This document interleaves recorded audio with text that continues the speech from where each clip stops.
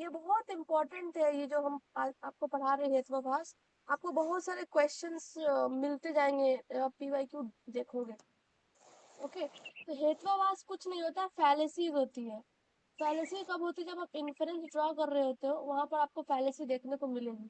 हमने आपको एक क्लास में ये बताया था कि किसी भी मिडिल टर्म के 5 कैरेक्टरिस्टिक्स होते हैं, है ना? ये हमने आपको पहले बता रखा है। इसमें से कोई भी कैरेक्टरिस्टिक का उल्लंघन होगा तो वहां पर क्या हो जाएगा? हेत्वाभास।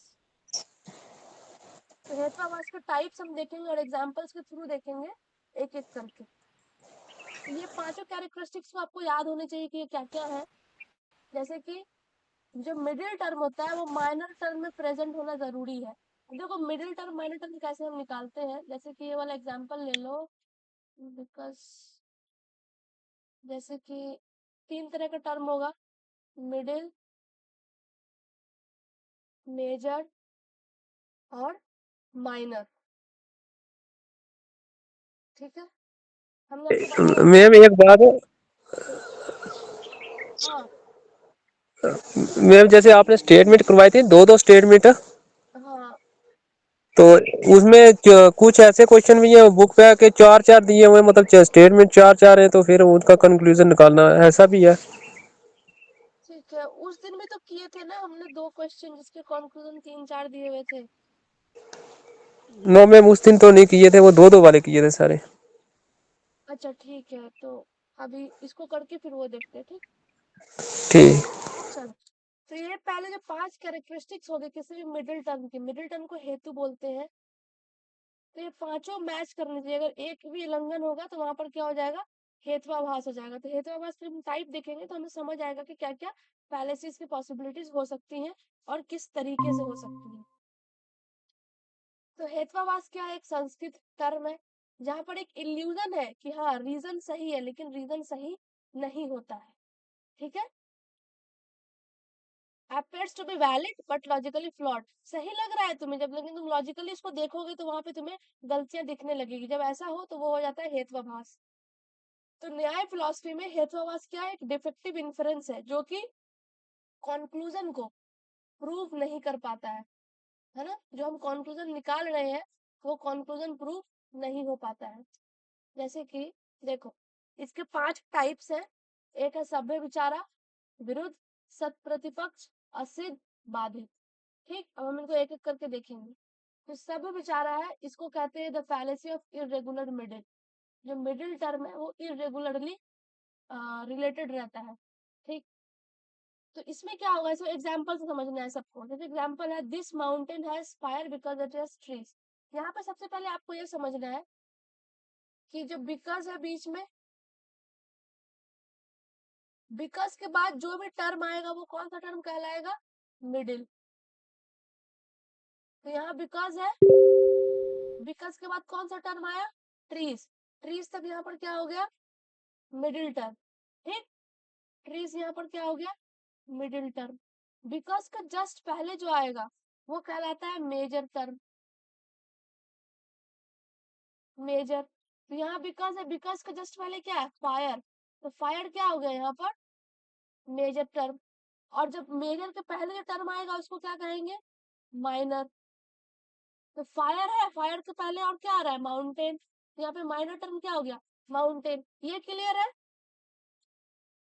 बिकॉज के बाद मिडिल, बिकॉज के जस्ट पहले मेजर और मेजर के जस्ट पहले माइनर। इस तरीके से आप टर्म निकाल सकते हो।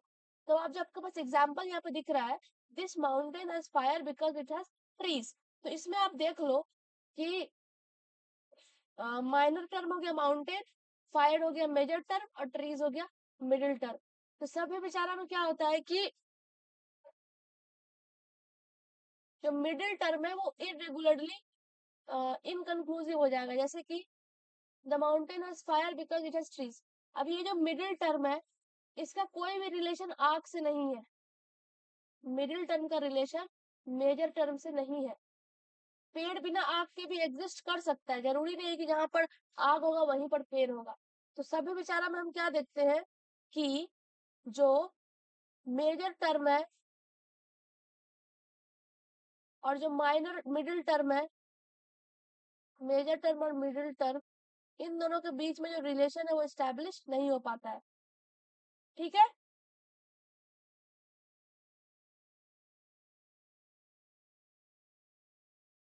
सब है बेचारे के तीन टाइप्स है, वेरी इंपॉर्टेंट टाइप्स।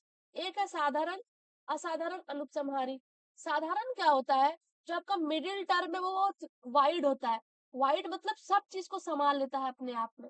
जैसे कि यहाँ पे एग्जाम्पल है, यहाँ पे मिडिल टर्म क्या है, नोएबल, क्योंकि बिकॉज के बाद आता है, यह है आपका मिडिल टर्म। ठीक, हमने क्या बोला साधारण में, मिडिल टर्म बहुत बड़ा होता है, अपने अंदर बहुत चीजों को वो समेट सकता है, टू वाइड।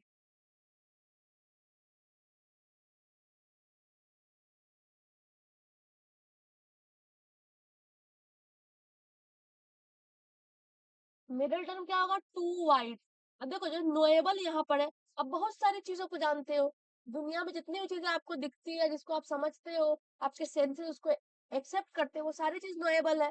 तो नोएबल के अंदर क्या आता है, बहुत सारी चीजें आ गई। तो साधारण सा भी बेचारा क्या होता है, जो मिडिल टर्म है वो बहुत ही वाइड होता है, बहुत ही बड़ा होता है, व्यापक होता है अपने आप में। ठीक, असाधारण इसका जस्ट उल्टा है, ये नैरो हो जाएगा, ये बहुत ही सुकड़ता चला जाएगा। जैसे कि यहाँ पे मिडिल टर्म क्या है, ऑडिबल, क्योंकि बिकॉज के बाद आता है, ये है आपका मिडिल टर्म। अब ऑडिबल जो है, जो सुन, जिस चीजों को आप सुन सकते हैं, आप हर चीज को नहीं सुन सकते। मान लो आपके घर में फर्नीचर पड़ा है, वो ऑडिबल थोड़ी है। तो ऑडिबल जो चीजें होती है बहुत कम चीजें होती है, तो ये क्या होता है, टू नैरो। तो असाधारण में क्या है, जो मिडिल टर्म है वो नैरो होता है, वो व्यापक नहीं होता है, लेकिन साधारण में वो बहुत बड़ा होता है, वो सारे पॉसिबल चीजों को अपने अंदर समा सकता है। ठीक, अब है इसका नेक्स्ट है अनुपसंहारी। अनुपसंहारी में दो चीजों को देखना होता है, एक होता है मिडिल टर्म को देखना, और एक होता है माइनर टर्म को देखना। मिडिल टर्म यहाँ पर क्या है, नोएबल। माइनर टर्म क्या है, अभी मैंने आपको बताया पीछे, मिडिल, मेजर, माइनर। माइनर सबसे पहले आ जाता है, तो ऑल थिंग्स, ये क्या है, माइनर टर्म, है ना। नोएबल क्या है यहाँ पर, मिडिल टर्म। ओके, अनुपसंहारी क्या बोलता है, जो मिडिल टर्म है वो नॉन एक्सक्लूसिव, मतलब किसी को भी नहीं छोड़ेगा, व्यापक है, सब कुछ को अपने में संभालेगा। तो नोएबल क्या है, व्यापक है, सब कुछ को अपने में संभाल लिया। और माइनर टर्म क्या होता है, ऑल इंक्लूसिव, मतलब ऑल, सबको अपने अंदर लेगा, सारी चीजें। जब आपको यहाँ पर, जब आपको ऐसे एग्जांपल दिखेंगे क्वेश्चंस में, या इस तरह के स्टेटमेंट दिखेंगे कि माइनर टर्म क्या हो रहा है, ऑल इंक्लूसिव, और मिडिल टर्म नॉन एक्सक्लूसिव, तो वो हो जाता है अनुपसंहारी। इस टॉपिक में क्या करना है कि आपको सारे एग्जाम्पल्स याद रखने हैं, क्योंकि एग्जाम में सेम चीजें रिपीट होती हैं, लेकिन कॉन्सेप्ट भी पता होना चाहिए कि इसमें क्या आ रहा है, इसमें क्या हो रहा है। हो सकता है कुछ क्वेश्चन चेंज हो जाए, तो आप गलत भी हो सकते हैं। इतना दूर क्लियर है दोनों को।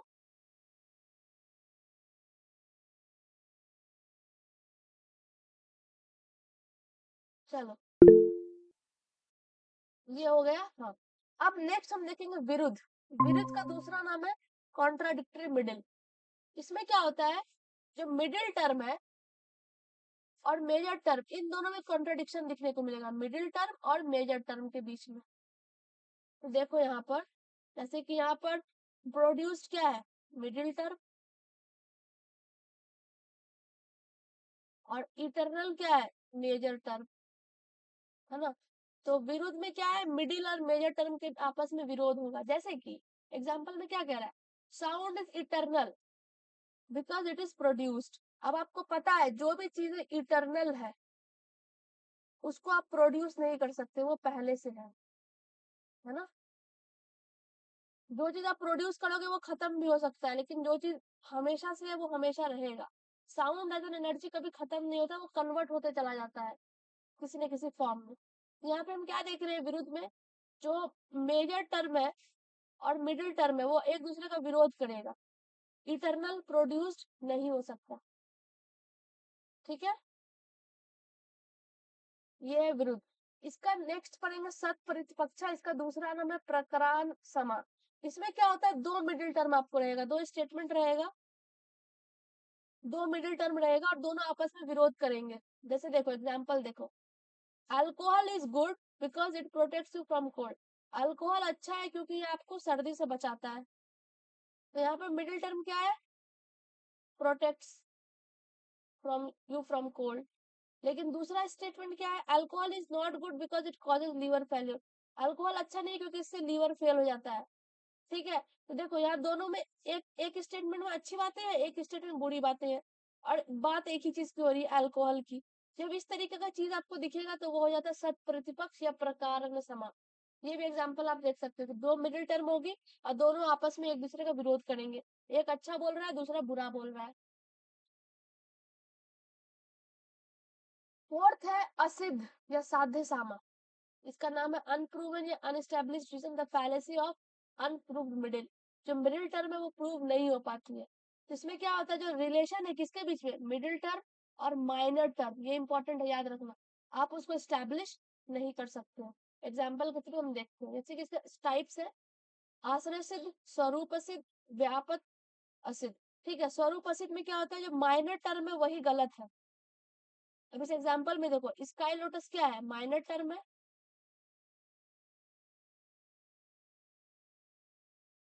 तो ये स्काई लोटस नाम का कुछ होता ही नहीं है दुनिया में, तो ये फॉल्स हो गया। तो ये हो गया आश्रय असिद्ध।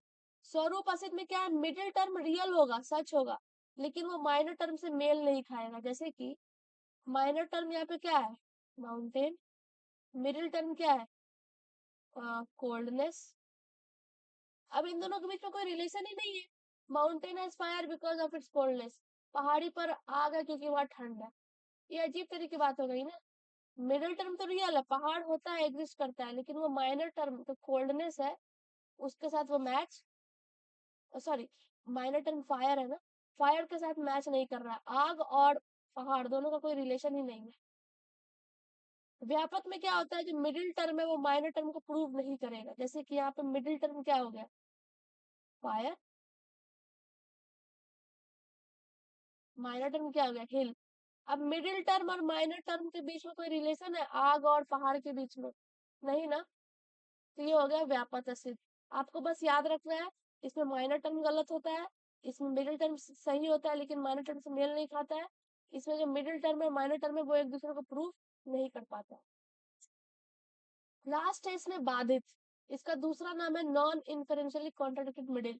इसमें क्या होता है, परसेप्शन जो है ना, उससे ही चीजें सही और गलत साबित होने लगती है। जैसे कि कोई आपको बोले आग ठंडा है, अभी आगे बढ़ने की जरूरत नहीं, यहीं पे लगेगा ये तो गलत बात चल रहा है, आग ठंडा नहीं होता है ना।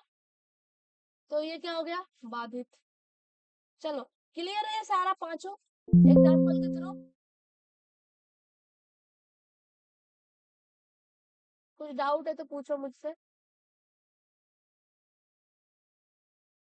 ये सारे जितने मैंने आपको बताए हैं, आपको करना है क्या है, आपको एग्जाम्पल सारे के याद रखने हैं और सारे के एक एक लाइन का डेफिनेशन है वो याद रखना है कि किसमें कौन सा रिलेशन नहीं होता है, कहाँ पर मिडिल टर्म माइनर टर्म का रिलेशन नहीं स्टेब्लिश हो रहा है, कहाँ पे एक मिडिल टर्म दूसरे मिडिल टर्म को विरोध करता है, इस तरीके से।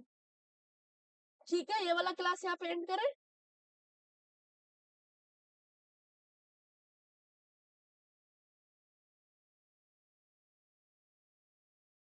उस दिन जो क्वेश्चंस कर